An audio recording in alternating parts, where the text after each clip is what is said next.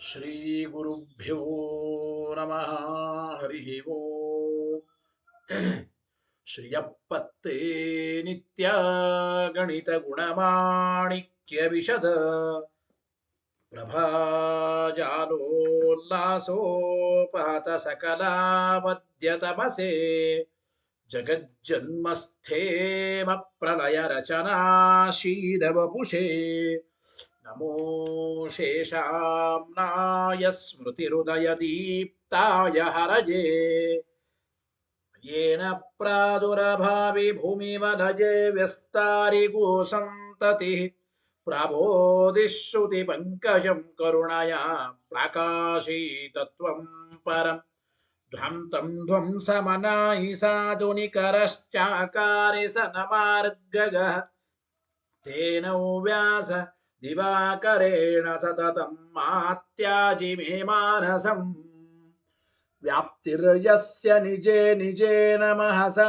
पक्षे सपक्षे स्थितिः व्यावृत्तिश्च विपक्षतोत विषये सक्तिर्न वैबाधिते नैवास्ति प्रतिपक्षयुक्तिरतुलं शुद्धं प्रमाणं समे भूयात्तत्त्वविनिर्णयाय भगवानानन्दतीर्थो मुनिः भवति यदनुभावादेडमूकोऽपि वाग्मी जडमतिरपि जन्तुर्जायते प्राज्ञमौलिः सकलवचनचेतो देवता भारती सा मम वचसि निधत्तं सन्निधिं मानसे च रमानिवासोचितवासभूमि सन्न्याय रत्नावलि जन्मभूमि वैराग्य भाग्यो मम पद्मनाभतीर्थामृताब्धिरभवदाद्विभूत्यै पदवाक्य प्रमाणज्ञान प्रतिवादिमदच्छिदः श्रीमदक्षोभ्य तीर्थाख्यानुपतिष्ठे गुरून्मम श्रीमदानंद तीर्थार्य सन्मनः सरसि भुवि अनुव्याख्याननलिने चञ्चरी कति मे मनः न शब्दाप्तौ गाढाः न च निगमचर्चासु चतुराः न च न्याये प्रौढाः न च विदितवेद्या अपि वयम् परं श्रीमत्पूर्णप्रमति गुरुकारुण्यसरणीं प्रपन्नामान्यास्मः किमपि च वदन्तोऽपि महताम् भगवता बदरायणेन प्राणिनां निःश्रेयसाय प्रणीतमपि ब्रह्ममीमांसाशास्त्रम् असाधु निबन्धं दतमसावकुण्ठितत्वेन अप्रणीतमिव मन्यमानः भगवानानन्दतीर्थमुनिः यथाचार्याभिप्रायम् अस्य भाष्यं विधाय अनुभाष्यमपि करिष्यन् विलीन प्रकृतितया स्वयमन्तराय विदुरोऽपि अनवरतमीश्वर प्रवणकाय करणरुत्तिरपि नारायण प्रणामादिकं पारीप्सितस्य अनन्तराय परिसमाप्तेः प्रचयस्य च हेतुतया वगीतशिष्टाचार परम्परादिना अवगतम् अवश्यं करणीयं शिष्यान् ग्राहयितुं ग्रन्थादौ निबध्नाति नारायणमिति नारायणं निखिल पूर्णगुणैकदेहं निर्दोषमप्यतममप्यखिलैः सुवाक्यैः अस्योद्भवादिदमशेष विशेषतोऽपि वन्द्यं सदा प्रियतमं मम सन्नमामि तमेव शास्त्रप्रभवं प्रणम्य जगद्गुरूणां गुरुमञ्जसैव विशेषतो मे परमाख्य विद्या व्याख्यां करोम्यन्वपि चाहमेव ओमो मथातो ब्रह्म जिज्ञासा ओम श्रुति क्षीराब्धिमामथ्य धीमं दरमहीभृता प्राप्ता न्यायसुधा येन तं जयीन्द्रमहं भजे बुधैरपि सुदुर्बोधे ग्रन्थे जन्मम साहसं तत्पारयन्तु निपुणाः गुरुपादरजक्कणाः लौकिकफलं लक्षणामृतदोहिनीम् गुरुवनुग्रह रूपान्तां कामधेनुमुपास्महे मद्भुक्तिर्द्विनदी जयार्य शुभवाक् सूर्यात्मजा संगमे ವ್ಯಾಖ್ಯಾಸ್ನಾನಮಹೋ ವಿಧಾಯ ನೃಹರೆ ಪ್ರಾಪ್ಯ ಪ್ರಸಾದಂ ಪರಂ ಪ್ರಾಪುರುಷೇ ಕೃತಕೃತ್ಯತಾಂ ಗತಮಲಾ ವಿದ್ಯಾದಿರಾಜಾದಯೋ ಯೋಗೀಶಾ ಕೃಪಯಂತು ತೇ ಜಯ ಮುನೇರ್ಭಾವಸ್ಯ ಬೋಧಾಯ ಮೇ ಶುಕೇನ ಶಾಂತ್ಯಾದಿಷು ವಾङ्मयेषु ವ್ಯಾಸೇನ ಧೈರ್ಯಂ ಬುಧಿನೋಪಮೇಯಂ मनोजजित्या मनसां निपत्य रघुत्तमाख्यं स्वगुरुं नमामि न दग्धं यस्य कौपीनम् अग्नौ दत्तमपि स्फुटं वेदौ व्यासगुरुं नौमि श्रीवेदेश नमस्कृतं सत्यनाथ गुरुः पातु योधीरो नवचन्द्रिकां नवामृतगदातीर्थ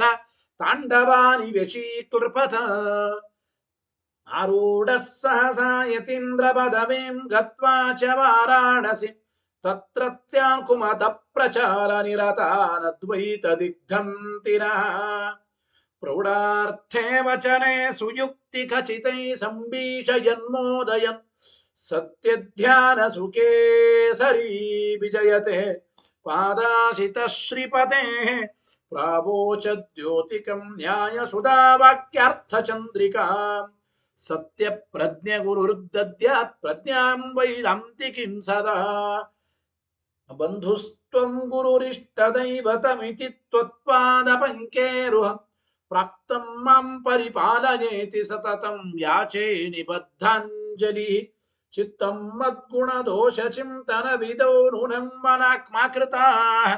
सत्याभिज्ञगुरोस्त्वदङ्घ्रियुगलम् हित्वा न मे सद्गतिः सत्याभिज्ञकराब्जोत्थं पञ्चाशद्वर्षपूजकान् सत्यप्रमोदतीर्थार्यान् नौमिन्याय सुदारतान् वेदेश मुनिसत्पाद सेवा सम्प्राप्त वैभवान् यादवार्यान् वरसुधा टीकाकारान् वयं नुमः पृथ्वीमण्डल मध्यस्था पूर्णबोधमतानुगा वैष्णवा विष्णुहृदया तान्नमस्ये गुरून्मम आपादमौलिपर्यन्तं गुरूणामाकृतिं स्मरेत् तेन विघ्नाः प्रणश्यन्ति सिद्ध्यन्ति च मनोरथाः शुभां ध्यायन्ति ये कामान् गुरुदेवः प्रसादजान् इतरान् आत्मपापोत्थान्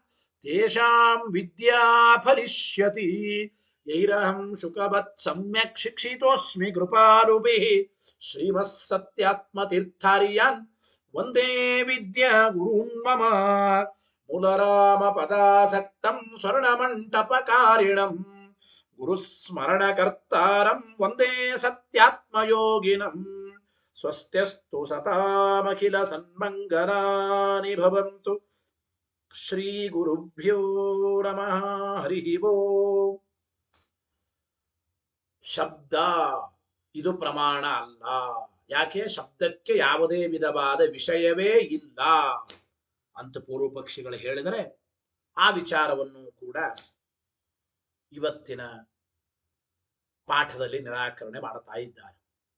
ಶಬ್ದ ಪ್ರಮಾಣ ಎಂಬುದಕ್ಕೆ ಏನಾದರೂ ಬಾಧಕಗಳನ್ನ ಅವರು ಹೇಳಿದರೆ ಆ ಬಾಧಕವನ್ನ ಪರಿಹಾರ ಮಾಡ್ತಾ ಇದ್ದಾರೆ. ಯದುಕ್ತಂ ವಿಷಯಾಭಾವಾತ್ ನ ಶಬ್ದ ಪ್ರಮಾಣಂ ಇತಿ ತದಪ್ಯಯುಕ್ತಂ. ನೋಡಿ,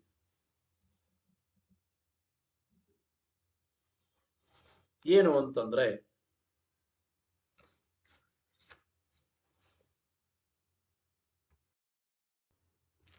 ಗೊತ್ತಾಯ್ತಾ?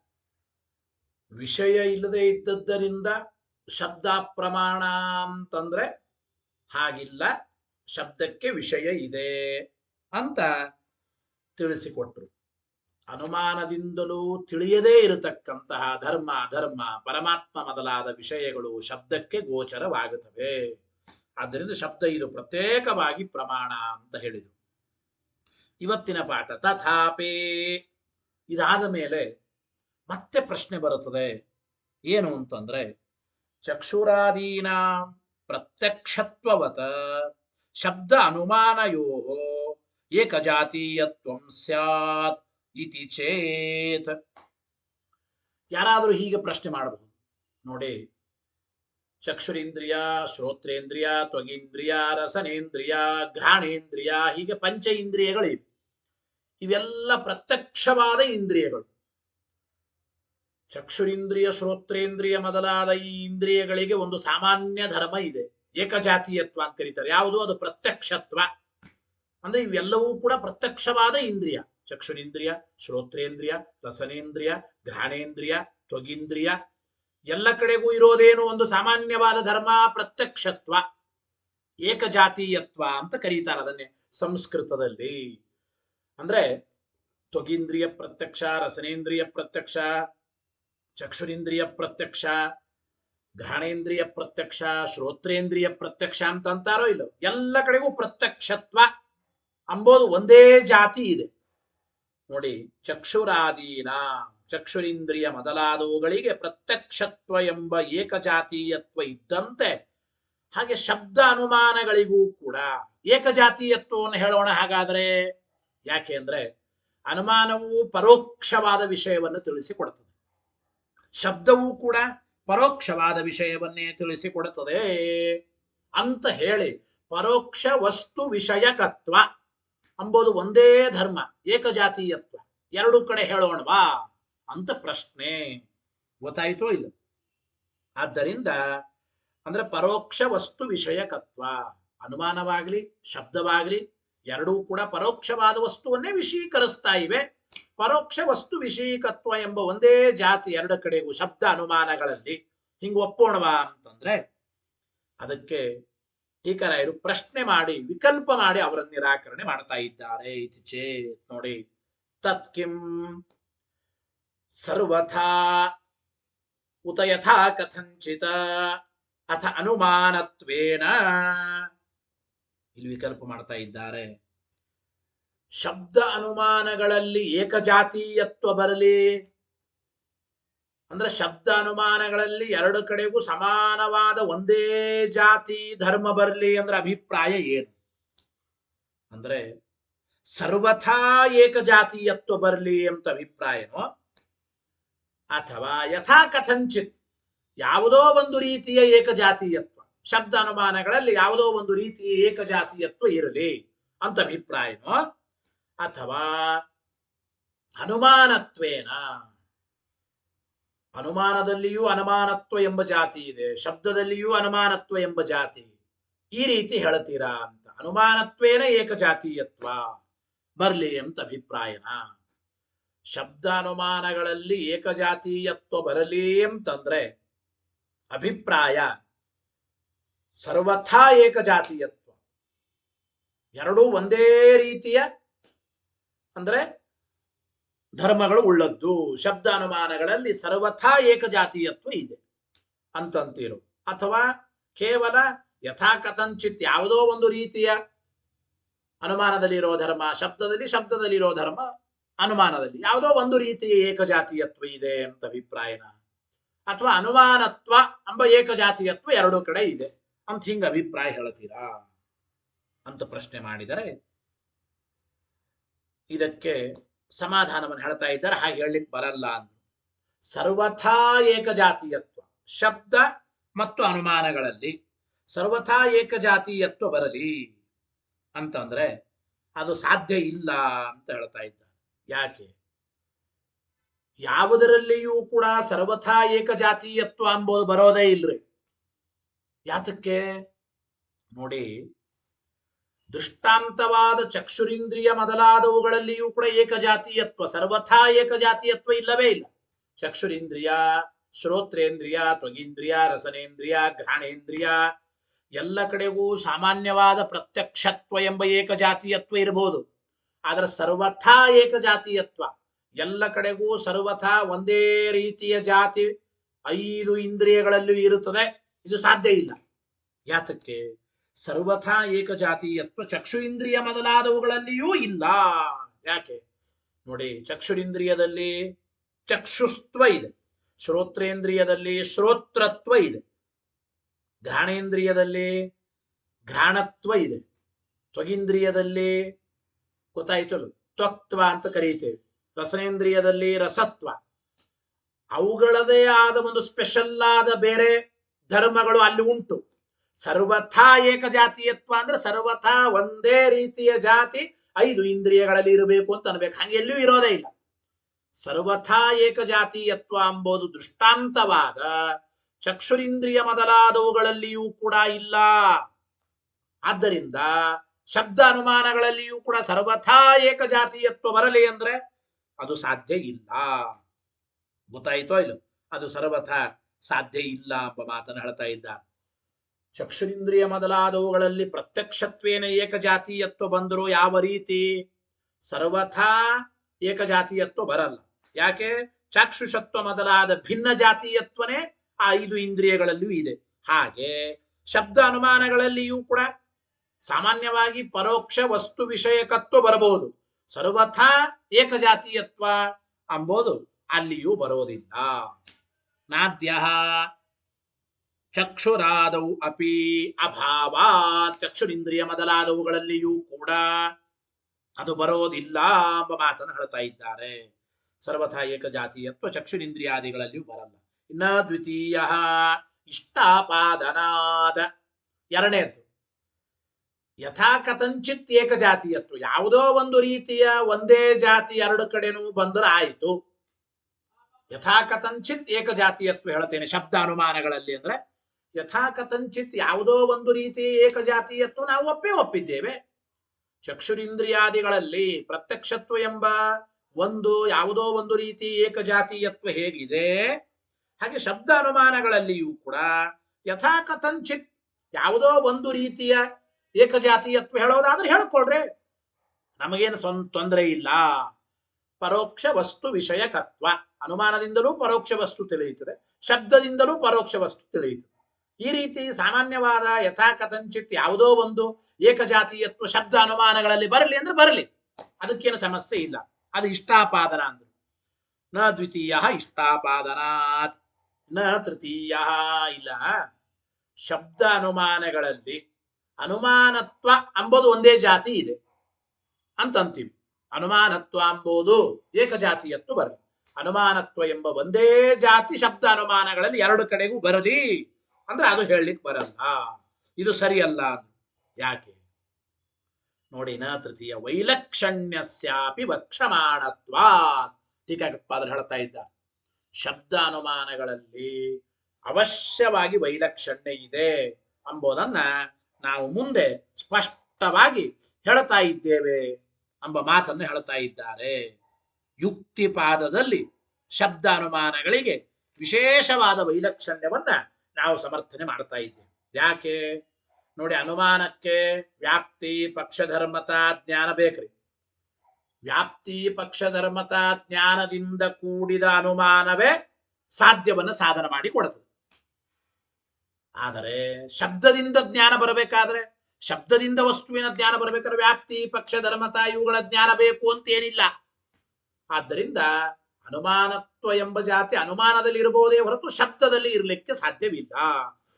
ಒಂದು ಅನುಮಾನ ಅಂತಾಗಬೇಕಾದ್ರೆ, ಒಂದು ಅನುಮಾನದಿಂದ ಒಂದು ವಿಷಯ ಸಾಧ್ಯ ಸಿದ್ಧಿ ಆಗಬೇಕಾದ್ರೆ ವ್ಯಾಪ್ತಿ ಪಕ್ಷಧರ್ಮತಾ ಇವುಗಳ ಜ್ಞಾನ ಇರಬೇಕ್ರಿ.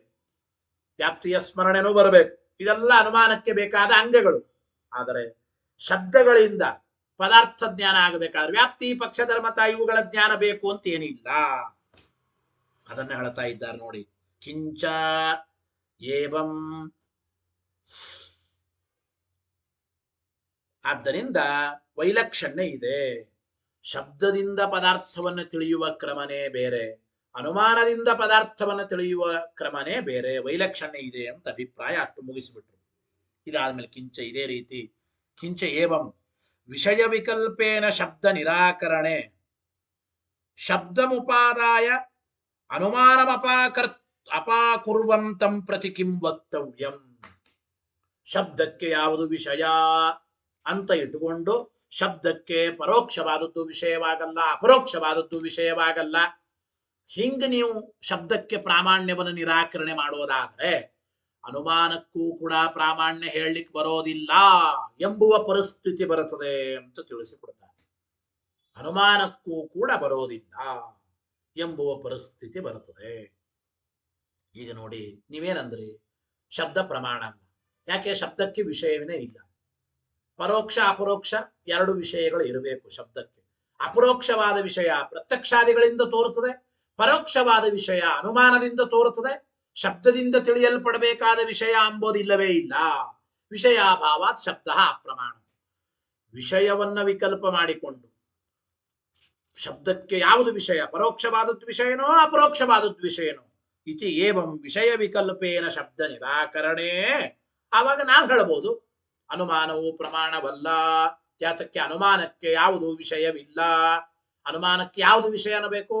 ಪರೋಕ್ಷವಾದದ್ದು ವಿಷಯ ಅಂತೀರೋ ಅಪರೋಕ್ಷವಾದದ್ದು ವಿಷಯ ಅಂತೀರೋ ಅನುಮಾನಕ್ಕೆ? ಇಲ್ರಿ, ಪರೋಕ್ಷವಾದದ್ದು ಶಬ್ದದಿಂದಲೇ ತಿಳಿಯುತ್ತದೆ, ಅಪರೋಕ್ಷವಾದದ್ದು ಪ್ರತ್ಯಕ್ಷಾದಿಗಳಿಂದ ತಿಳಿಯುತ್ತದೆ. ಅಂದ ಮೇಲೆ ಅನುಮಾನವು ಪ್ರಮಾಣವಲ್ಲ ಅಂತ ಈ ರೀತಿ ಅನುಮಾನಕ್ಕೂ ಪ್ರಾಮಾಣ್ಯವನ್ನ ವಿಷಯಾಭಾವ ನಾವು ನಿರಾಕರಣೆ ಮಾಡಬಹುದು. ನೋಡಿ, ವಿಷಯವನ್ನ ಇಟ್ಟುಕೊಂಡು ಪರೋಕ್ಷ ವಿಷಯವೋ ಅಪರೋಕ್ಷವಾದದ್ದು ವಿಷಯವೋ ಅಂತ ವಿಷಯ ವಿಕಲ್ಪ ಮಾಡಿ ಶಬ್ದ ನಿರಾಕರಣೆ ಮಾಡೋದಾದ್ರೆ ಶಬ್ದ ಮುಪಾದಾಯ ಶಬ್ದವನ್ನೂ ನಾವು ಸ್ವೀಕಾರ ಮಾಡಿ ಪರೋಕ್ಷವಾದದ್ದು ಶಬ್ದದಿಂದ ತಿಳಿಯಲ್ಪಡುತ್ತದೆ, ಅಪರೋಕ್ಷವಾದದ್ದು ಪ್ರತ್ಯಕ್ಷದಿಂದ ತಿಳಿಯಲ್ಪಡುತ್ತದೆ. ಆದ್ದರಿಂದ ಅನುಮಾನದಿಂದ ತಿಳಿಯಲ್ಪಡಬೇಕಾದ ವಿಷಯವಿಲ್ಲ ಅಂತ ಹೇಳಿ ಅನುಮಾನಂ ಅಪಾಕುರ್ವಂತಂ ಪ್ರತಿ ಅನುಮಾನವನ್ನು ನಿರಾಕರಣೆ ಮಾಡೋ ವ್ಯಕ್ತಿಯನ್ನು ಕುರಿತು ಕಿಂ ವಕ್ತವ್ಯಂ, ಏನ್ ಹೇಳ್ಬೇಕಪ್ಪ ನೀನು, ಏನ್ ಹೇಳಬೇಕು? ಅದಕ್ಕೆ ಏನ್ ಅನ್ಬೇಕು? ಹಾಗಲ್ರಿ, ಅನುಮಾನ ಅಪ್ರಮಾಣ ಅಂದುಬಿಟ್ರೆ, ಅನುಮಾನವೇ ಅಪ್ರಮಾಣ ಅಂತ ಅಂದುಬಿಟ್ರೆ ನೋಡಿ, ಅನುಮಾನ ಅಪ್ರಾಮಾಣ್ಯ, ಅನುಮಾನವು ಅಪ್ರಮಾಣ ಅಂತ ಅಂದುಬಿಟ್ರೆ ಸಕಲ ಲೋಕ ವ್ಯವಹಾರ ಉಚ್ಛೇದ ಪ್ರಸಂಗಾತ್.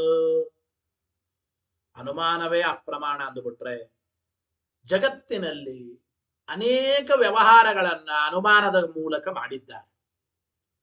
ಅನುಮಾನದ ಮೂಲಕ ಮಾಡುವ ಎಲ್ಲ ಲೋಕ ವ್ಯವಹಾರವೂ ಕೂಡ ಇಲ್ಲ.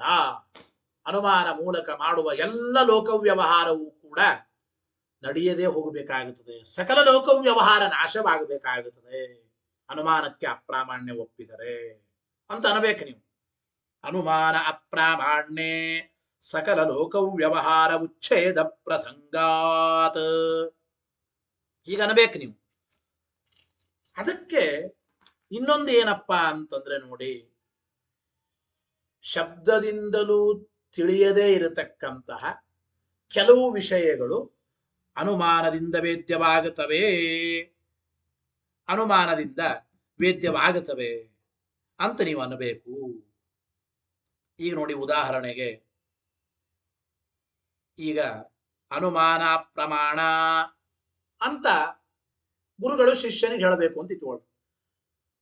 ಯಾವ ವ್ಯಕ್ತಿ ಅನುಮಾನಕ್ಕೆ ಪ್ರಾಮಾಣ್ಯ ಒಪ್ಪೋದಿಲ್ವೋ ಅಂತಹ ವ್ಯಕ್ತಿಗಳು, ಅಂದ್ರೆ ಗುರುವಾದವನು ಅನುಮಾನಂ ನ ಪ್ರಮಾಣಂ, ಅನುಮಾನ ಪ್ರಮಾಣ ಅಲ್ಲ ಅಂತ ಶಿಷ್ಯರನ್ನು ಕುರಿತು ಹೇಳಬೇಕು, ಶಿಷ್ಯರನ್ನು ಕುರಿತು ಹೇಳಬೇಕು, ಬೋಧನೆ ಮಾಡ್ತಾನೆ. ಆದರೆ ನಾನು ಅನುಮಾನ ಅಪ್ರಮಾಣ ಅಂತ ಹೇಳಿದ ವಿಷಯ ಶಿಷ್ಯನಿಗೆ ತಿಳಿಯಿತೋ ಇಲ್ಲೋ ಅಂತ ನೋಡೋದಕ್ಕೆ ನಾವು ಹೇಗೆ ಮಾಡ್ತೇವೆ? ಓ, ಶಿಷ್ಯ ನಾನು ಹೇಳಿದ ವಿಷಯ ತಿಳಿದುಕೊಂಡಾನೆ, ಯಾಕೆಂದ್ರೆ ನಾನು ಹೇಳಿದ ಮೇಲೆ ಅವನು ಗೋಣಾಡಿಸಿದ, ಓ ಸರಿ ಸರಿ ಸರಿ ಸರಿ ಅನುಮಾನ ಇದು ಅಪ್ರಮಾಣ ಅಮ್ಮ, ನಾ ಹೇಳಿದ ವಿಷಯ ಅವನಿಗೆ ತಿಳಿಯಿತು, ಯಾಕಂತ ತಲೆ ಅಳ್ಳಾಡಿಸಿದ್ದಾನೆ, ಅವನಿಗೆ ತಿಳಿದಿದೆ ಅಂತ ಸೂಚನೆ ಮಾಡ್ತಾ ಇದ್ದಾನೆ ಮುಖವನ್ನ ಅಳ್ಳಾಡಿಸುವುದರ ಮುಖಾಂತರ ಅಂತ. ಈ ರೀತಿ ಶಿಷ್ಯನ ಮುಖ ಅಳ್ಳಾಡಿಸುವುದರ ಮುಖಾಂತರ ನಾನು ಹೇಳಿದ ವಿಷಯ ಶಿಷ್ಯನಿಗೆ ತಿಳಿಯಿತು ಅಂತ ನೀವು ತಿಳ್ಕೊಳ್ಳೋದು ಹೇಗೆ? ಮತ್ತೆ ಅನುಮಾನದಿಂದಲೇ. ಅಸ್ಮದುಕ್ತ ವಿಷಯ ಮಮ ಶಿಷ್ಯೇಣ ಅವಗತಃ, ಯಾಕೆ?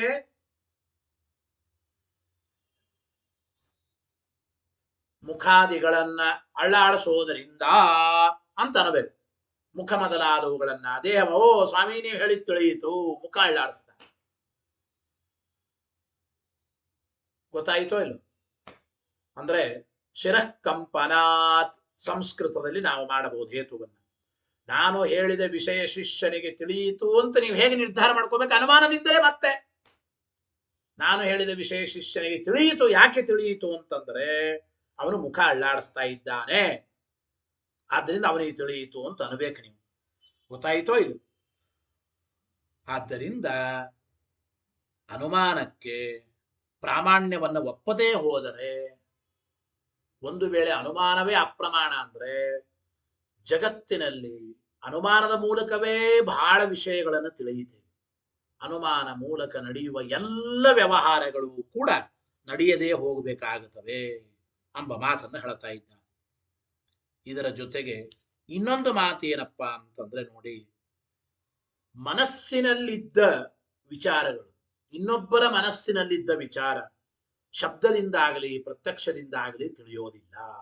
ಆದ್ರಿಂದ ಅನುಮಾನ ಪ್ರತ್ಯೇಕವಾಗಿ ಪ್ರಮಾಣ ತನ್ನಲೇಬೇಕು ಅಂತ ಈ ರೀತಿ ಅನುಮಾನಕ್ಕೆ ಅಪ್ರಾಮಾಣ್ಯ ಹೇಳಿದಾಗ ಅನುಮಾನದ ಪ್ರಾಮಾಣ್ಯವಾದಿಗಳು ಸಮರ್ಥನೆ ಮಾಡಬೇಕು. ಪ್ರತ್ಯಕ್ಷ ಶಬ್ದಗಳಿಂದ ತಿಳಿಯದೇ ಇದ್ದ ವ್ಯಕ್ತಿಯ ಮನಸ್ಸಿನಲ್ಲಿದ್ದ ವಿಚಾರಗಳು ಅನುಮಾನದಿಂದಲೇ ತಿಳಿದುಕೊಳ್ಳಬೇಕು. ಅನುಮಾನಕ್ಕೆ ಪ್ರತ್ಯೇಕ ವಿಷಯ ಉಂಟು, ಅನುಮಾನ ಪ್ರಮಾಣ ಅಂತ ನೀವು ಹೇಳೋದಾದರೆ ಇದೇ ರೀತಿ ಶಬ್ದದಲ್ಲಿಯೂ ಕೂಡ ಸಮಾನ ಎಂಬ ಮಾತನ್ನ ಟೀಕಾಕೃತ್ಪಾದರು ಹೇಳ್ತಾ ಇದ್ದಾರೆ. ನೋಡಿ ಏನು ಕಿಂತು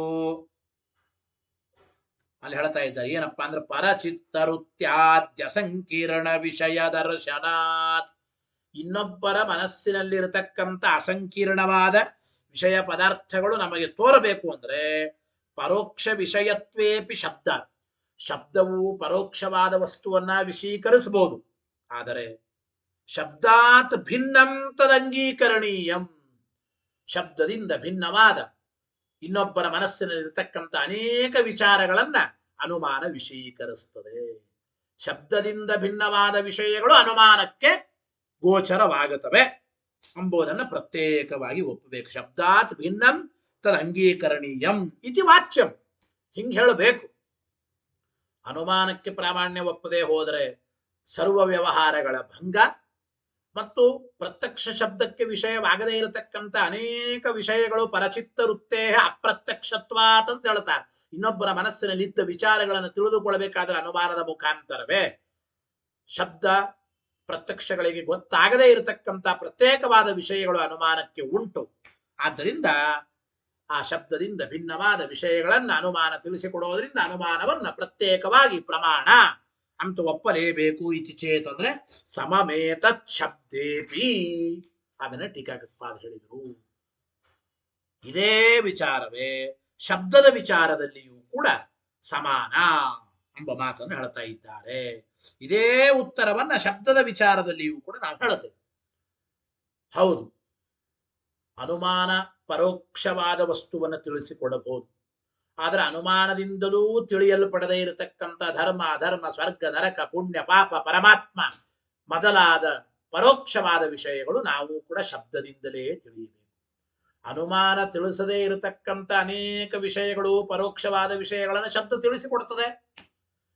ಶಬ್ದ ತಿಳಿಸದೇ ವಿಷಯವನ್ನ, ಶಬ್ದ ತಿಳಿಸದೇ ಇರತಕ್ಕಂಥ ಅನೇಕ ವಿಷಯಗಳನ್ನು ಹೇಗೆ ಅನುಮಾನ ತಿಳಿಸಿಕೊಡುತ್ತದೋ, ಅನುಮಾನ ತಿಳಿಸದೇ ಇರತಕ್ಕಂಥ ಅನೇಕ ಸ್ವರ್ಗ ನರಕ ಧರ್ಮ ಅಧರ್ಮ ಪುಣ್ಯ ಪಾಪಗಳೆಂಬ ಅದೃಷ್ಟವಾದ ಪರೋಕ್ಷವಾದ ವಿಷಯಗಳನ್ನು ಪ್ರತ್ಯೇಕವಾಗಿ ಶಬ್ದ ತಿಳಿಸಿಕೊಡುತ್ತದೆ. ಆದ್ದರಿಂದ ಶಬ್ದವೂ ಕೂಡ ಬೇರೆ ಪ್ರಮಾಣ ಅಂತ ಅವಶ್ಯವಾಗಿ ಹೇಳಲೇಬೇಕು. ಗೊತ್ತಾಯ್ತೋ ಇಲ್ಲ? ಸಮಮೇತತ್ ಶಬ್ದೇಪಿ ಏತದಪಿ, ಈ ವಿಚಾರವನ್ನು ಕೂಡ ಆಚಾರ್ಯರು ಶ್ಲೋಕದಲ್ಲಿ ಪ್ರತ್ಯಕ್ಷ ವಚ್ಚ ಅಂಬಲಿರ್ತಕ್ಕಂಥ ಚ ಶಬ್ದದಿಂದ ತಿಳಿಸಿಕೊಡ್ತಾ ಇದ್ದಾರೆ. ಏತದಪಿ ಚ ಶಬ್ದೇನ ಉಕ್ತಂ ಅನುಮಾನವತ ಇತಿ ಹಿಂದೆ ಬರೆದಿದ್ದಾರೆ. ಚ ಶಬ್ದಕ್ಕೆ ಏನರ್ಥ? ಪ್ರತ್ಯಕ್ಷದಂತೆ ಶಬ್ದವೂ ಪ್ರತ್ಯೇಕ ಪ್ರಮಾಣ. ಇಷ್ಟು ಮಾತ್ರ ಅಲ್ಲ, ಚ ಶಬ್ದದಿಂದ ಪ್ರತ್ಯಕ್ಷ ಮಾತ್ರ ಅಲ್ಲ, ಅನುಮಾನದಂತೆ. ಅನುಮಾನ ಹೇಗೆ ಪ್ರತ್ಯೇಕ ಪ್ರಮಾಣವೋ ಶಬ್ದವೂ ಕೂಡ ಪ್ರತ್ಯೇಕ ಪ್ರಮಾಣ ಅಂತ ತಿಳಿಸಿದ್ರು ಆಚಾರ್ಯರು. ಚ ಶಬ್ದದಿಂದ ಪ್ರತ್ಯಕ್ಷ ವಚ್ಚ ಪ್ರಾಮಾಣ್ಯಂ ಸ್ವತಯೇವಾಗಮಸ್ಯ ಹಿ, ಆಗಮಕ್ಕೆ ಶಬ್ದಕ್ಕೂ ಕೂಡ ಪ್ರತ್ಯಕ್ಷ ಅನುಮಾನದಂತೆ ಚ ಶಬ್ದದಂತೆ, ಚ ಶಬ್ದದಿಂದ ಅನುಮಾನದಂತೆ ಶಬ್ದಕ್ಕೂ ಕೂಡ ಪ್ರತ್ಯೇಕವಾದ ಪ್ರಾಮಾಣ್ಯ ಎಂಬುದು ಉಂಟು ಎಂಬ ಮಾತನ್ನ ತಿಳಿಸಿಕೊಡ್ತಾ ಇದ್ದಾರೆ ಅಂತ ನಾವು ಚಿಂತನೆ ಮಾಡಬೇಕು. ಇನ್ನೊಂದು ರೀತಿ, ಶಬ್ದ ಇದು ಪ್ರಮಾಣ ಅಲ್ಲ ಅಂತ ಮುಂದೆ ಮತ್ತೊಂದು ರೀತಿ ಆಕ್ಷೇಪ ಮಾಡಿದ್ರು. ಏನಪ್ಪಾ ಅಂತಂದ್ರೆ, ಶಬ್ದ ಇದು ಜ್ಞಾನ ರೂಪವಲ್ಲ, ಆದ್ದರಿಂದ ಪ್ರಮಾಣ ಅಲ್ಲ ಅಂತ ಆಕ್ಷೇಪ. ಅಯಂ ಘಟ ಎಂಬ ಜ್ಞಾನ, ಇದು ಪ್ರತ್ಯಕ್ಷದಿಂದ ಬಂದ ಜ್ಞಾನ. ಅಯಂ ಘಟ ಎಂಬ ಜ್ಞಾನ ಇದು ಪ್ರಮಾಣ. ಅನುಮಾನದಿಂದ ಒಂದು ಜ್ಞಾನ ಬರುತ್ತದೆ. ಒಟ್ಟು ಪ್ರಮಾಣ ಅಂತ ಆಗಬೇಕಾದ್ರೆ ಜ್ಞಾನ ರೂಪ ಆಗಿರ್ಬೇಕ್ರಿ, ಅಂದ್ರೆ ಪ್ರಮಾಣ. ಶಬ್ದ ಇದು ಜ್ಞಾನ ರೂಪ ಅಲ್ಲ, ಆದ್ದರಿಂದ ಪ್ರಮಾಣ ಅಲ್ಲ ಅಂತ ಆಕ್ಷೇಪ ಮಾಡಿದ್ರು. ಅದರ ನಿರಾಕರಣೆ ಈಗ ಮಾಡ್ತಾ ಇದ್ದಾರೆ ನೋಡಿ. ಯಚ್ಚ ಅವಿಜ್ಞಾನಾತ್ಮಕತ್ವಾತ್ ನ ಶಬ್ದ ಪ್ರಮಾಣಂ ಇತಿ ತದಪ್ಯಯುಕ್ತಂ. ಶಬ್ದವು ಪ್ರಮಾಣವಲ್ಲ, ಯಾಕೆ? ವಿಜ್ಞಾನಾತ್ಮಕ ಅಲ್ಲ. ಶಬ್ದ ಇದು ಸರ್ವಥಾ ಪ್ರಮಾಣವಾಗಲಿಕ್ಕೆ ಸಾಧ್ಯವಿಲ್ಲ. ಯಾಕೆ ಅಂದ್ರೆ ಶಬ್ದ ಇದು ಜ್ಞಾನ ರೂಪ ಅಲ್ಲ, ವಿಜ್ಞಾನಾತ್ಮಕ ಅಲ್ಲ, ಆದ್ದರಿಂದ ಪ್ರಮಾಣ. ಯತ್ ಪ್ರಮಾಣಂ ತದ್ ವಿಜ್ಞಾನಾತ್ಮಕಂ ದೃಷ್ಟಂ ಜಗತಿ. ಯಾವುದು ಪ್ರಮಾಣವಾಗಿದೆಯೋ ಅದೆಲ್ಲವೂ ಜ್ಞಾನ ರೂಪವಾಗಿದೆ. ಶಬ್ದ ಜ್ಞಾನ ರೂಪ ಅಲ್ಲ ಅಂದ್ಮೇಲೆ ಪ್ರಮಾಣ ಅಲ್ಲ ಅಂತ ಅಂದಿದ್ರು. ಹಿಂಗೆ ಹೇಳಿಕ್ ಬರಲ್ಲ. ಯಾಕೆ? ಜ್ಞಾನ ರೂಪವಾದದ್ದು ಮಾತ್ರ ಪ್ರಮಾಣ ಅಂತಂದ್ರೆ ಪ್ರತ್ಯಕ್ಷವೂ ಕೂಡ ಪ್ರಮಾಣ ಅಲ್ಲ ಅಂತ ಆಗುತ್ತೆ. ಪ್ರತ್ಯಕ್ಷವೂ ಕೂಡ ಜ್ಞಾನ ರೂಪ ಅಲ್ರೇ. ಕೇವಲ ಧೂಮವೂ ಕೂಡ ಜ್ಞಾನ ರೂಪ ಅಲ್ಲ. ಈಗ ನೋಡಿ, ನನ್ನ ಕಣ್ಣೇ ಪ್ರಮಾಣ ಅಂತೀವಿ ನಾವು, ಚಕ್ಷುರಿಂದ್ರಿಯನೇ ಪ್ರಮಾಣ. ಅಗ್ನಿ ಇದೆ ಎಂಬ ವಿಚಾರದಲ್ಲಿ ಧೂಮನೇ ಪ್ರಮಾಣ. ಚಕ್ಷುರಿಂದ್ರಿಯ ಧೂಮ ಇವು ಜ್ಞಾನ ರೂಪನ. ಚಕ್ಷುರಿಂದ್ರಿಯ ಇದು ಇಂದ್ರಿಯ, ಧೂಮ ಒಂದು ವಸ್ತು, ಹೊಗೆ, ಇವುಗಳು ಜ್ಞಾನ ರೂಪ ಅಲ್ಲ. ಹಾಗಾದ್ರೆ ಚಕ್ಷುರಿಂದ್ರಿಯ ಘಟದ ವಿಚಾರದಲ್ಲಿ ಪ್ರಮಾಣ ಅಂತ ಅನ್ನಬೇಡ, ಅಗ್ನಿಯ ವಿಚಾರದಲ್ಲಿ ಧೂಮ ಪ್ರಮಾಣ ಅಂತ ಅನ್ನಬೇಡ ಅಂತ ಆಗುತ್ತದೆ ನೋಡಿ. ಯಥಾ ಏನು ಅಂದ್ರೆ ಇಂದ್ರಿಯವೇ ಪ್ರಮಾಣ ಅಂತಾರೆ. ಯಥಾ ಇಂದ್ರಿಯಂ ಇಂದ್ರಿಯ ಸನ್ನಿಕರ ಶೋಭಾ ಪ್ರತ್ಯಕ್ಷಂ. ಚಕ್ಷುರಿಂದ್ರಿಯನೇ ಪ್ರಮಾಣ ಅಂತ ಕೆಲವು ಕಡೆ ಹೇಳ್ತಾರೆ. ನಿರ್ದುಷ್ಟ ಇಂದ್ರಿಯಾರ್ಥ ಸನ್ನಿಕರ್ಷಃ ಪ್ರಮಾಣಂ. ನಿರ್ದುಷ್ಟವಾದ ಇಂದ್ರಿಯಕ್ಕೂ ಪದಾರ್ಥಕ್ಕೂ ಇರುವ ಸನ್ನಿಕರ್ಷವೇ ಪ್ರತ್ಯಕ್ಷ ಕೆಲವು ಕಡೆ ಅಂತ ಪ್ರಮಾಣ, ಪ್ರತ್ಯಕ್ಷ ಪ್ರಮಾಣ ಹೇಳುವಾಗ. ಈ ನಿರ್ದೋಷಾರ್ಥ ಇಂದ್ರಿಯಂ ಪ್ರತ್ಯಕ್ಷಂ, ನಿರ್ದೋಷಾರ್ಥವಾದ ಇಂದ್ರಿಯವೇ ಪ್ರತ್ಯಕ್ಷ ಅಂತ ಕೆಲವು ಕಡೆ. ಇಂದ್ರಿಯವಾಗಲಿ ಇಂದ್ರಿಯ ಪದಾರ್ಥಗಳ ಸನ್ನಿಕರ್ಷವಾಗಲಿ ಇದು ಜ್ಞಾನ ರೂಪ ಅಲ್ಲ. ಈ ಪ್ರತ್ಯಕ್ಷ ಇಂದ್ರಿಯಂ ಇಂದ್ರಿಯ ಸನ್ನಿಕರ್ಷೋವಾ ಪ್ರತ್ಯಕ್ಷಂ ಯದ್ವರ್ತತೆ. ಇಂದ್ರಿಯ ಇಂದ್ರಿಯ ಸನ್ನಿಕರ್ಷ ಎಂಬ ಏನು ಪ್ರತ್ಯಕ್ಷ ಇದೆ, ಅವಿಜ್ಞಾನಾತ್ಮಕಮಪಿ, ಇದು ಜ್ಞಾನ ರೂಪ ಅಲ್ಲ.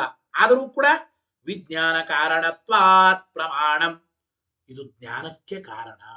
ನಿರ್ದುಷ್ಟವಾದ ಇಂದ್ರಿಯ, ನಿರ್ದುಷ್ಟವಾದ ಇಂದ್ರಿಯ ಮತ್ತು ಪದಾರ್ಥಗಳ ಸನ್ನಿಕರ್ಷ ಇದು ಜ್ಞಾನ ಹುಟ್ಟಿಸೋದಕ್ಕೆ ಕಾರಣ. ಆದ್ದರಿಂದ ಇದನ್ನು ಪ್ರಮಾಣ ಅಂತ ಸ್ವೀಕಾರ ಮಾಡ್ತಾರೋ ಇಲ್ಲೋ. ಅದೇ ರೀತಿ ತಥಾ ಶಬ್ದಸ್ಯಾಪಿ ಉಪಪತ್ತೇಹೇ, ತಥಾ ಶಬ್ದಸ್ಯಾಪಿ ಉಪಪತ್ತೇಹೇ, ಶಬ್ದಕ್ಕೂ ಕೂಡ ಇದೇ ರೀತಿ ಅರ್ಥವನ್ನ ನಾವು ಚಿಂತನೆ ಮಾಡಬೇಕು. ಶಬ್ದ ಇದು ಜ್ಞಾನ ರೂಪವಾಗದೆ ಹೋದರೂ ಕೂಡ ಶಬ್ದದಿಂದ ಜ್ಞಾನ ಹುಟ್ಟುತ್ತಾ ಇದೆ ಅಂದ ಮೇಲೆ ಶಬ್ದ ಪ್ರಮಾಣ. ಒಟ್ಟು ಯಾವುದು ಜ್ಞಾನಕ್ಕೆ ಕಾರಣವೋ ಅದು ಪ್ರಮಾಣ. ಯಥಾರ್ಥ ಜ್ಞಾನ ಯಾವುದರಿಂದ ಹುಟ್ಟುತ್ತದೋ ಅದು ಪ್ರಮಾಣ, ಅಷ್ಟೇ ಅನ್ಬೇಕು. ಜ್ಞಾನ ರೂಪವಲ್ಲ ಆದ್ದರಿಂದ ಪ್ರಮಾಣ ಅಲ್ಲ ಎಂಬುದಾದ್ರೆ ಚಕ್ಷುರಿಂದ್ರಿಯವಾಗಲಿ ಇಂದ್ರಿಯಾರ್ಥ ಸನ್ನಿಕರ್ಷವಾಗಲಿ ಅದು ಜ್ಞಾನ ರೂಪವಲ್ಲ. ಹಾಗಾದ್ರೆ ಆ ಪ್ರತ್ಯಕ್ಷವೂ ಪ್ರಮಾಣವಲ್ಲ ಅಂತ ಆಗಬೇಕಾಗುತ್ತದೆ. ಆದ್ದರಿಂದ ಇಂದ್ರಿಯ ಸನ್ನಿಕರ್ಷವನ್ನ ಯಾತಕ್ ಪ್ರಮಾಣ ಅಂತೀರಿ? ಜ್ಞಾನಕ್ಕೆ ಕಾರಣವಾದ್ದರಿಂದ ಪ್ರಮಾಣ ಅಂತೀರಿ. ಹಾಗೆ ಶಬ್ದವೂ ಕೂಡ ಜ್ಞಾನಕ್ಕೆ ಕಾರಣ ಅಂದ ಮೇಲೆ ಅದನ್ನ ಪ್ರಮಾಣ ಅಂತ ಸ್ವೀಕಾರ ಮಾಡಲೇಬೇಕು ಎಂಬ ಮಾತನ್ನ ತಿಳಿಸಿಕೊಡ್ತಾ ಇದ್ದಾರೆ. ತಥಾ ಶಬ್ದಸ್ಯಾಪಿ ಉತ್ಪತ್ತಿ ಕಿಂಚ, ಇನ್ನೊಂದು ಮಾತು ನೋಡಿ, ಧೂಮಾದ್ಯನುಮಾನಸ್ಯ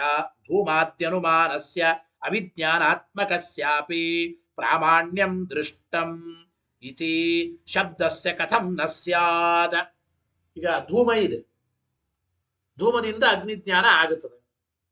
ಅಗ್ನಿಯ ವಿಚಾರದಲ್ಲಿ ಧೂಮ ಎಂಬ ಅನುಮಾನವೇ ಪ್ರಮಾಣ ಅಂತ ಎಲ್ಲರೂ ಒಪ್ಪಿದ್ದಾರೆ. ಆದರೆ ಧೂಮಾನುಮಾನ ಇದು ಜ್ಞಾನ ರೂಪವ?